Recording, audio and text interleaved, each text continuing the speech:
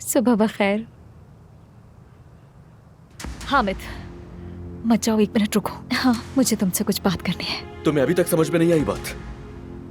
ये हरगिज नहीं चाहता मैं कि इस घर में तुम मजीद रहो। बाबा ने मुझसे कहा है कि तुम फैसला होने तक यहीं रहोगी, कहीं भी जाने की इजाजत नहीं।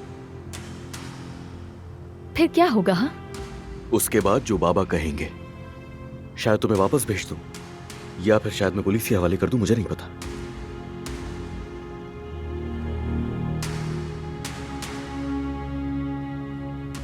वो यहां से तो चली गई है, लेकिन उसका भूत अभी भी यहां मौजूद है।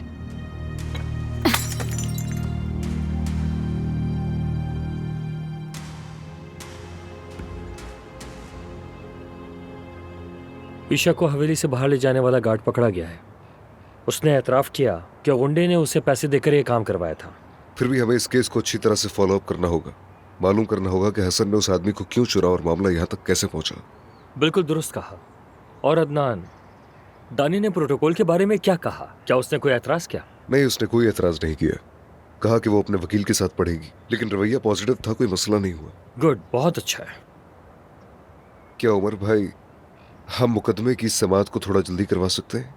एक बार दानिया प्रोटोकॉल पर दस्तखत कर दे, मैं अपनी पूरी कोशिश करूंगा। और हाँ, तुम्हें एक खुशखबरी भी देता हूं। सुना है कि नियाजी हाल ही में तुर्की आया हुआ है। आपने ये मुझे पहले क्यों नहीं बताया?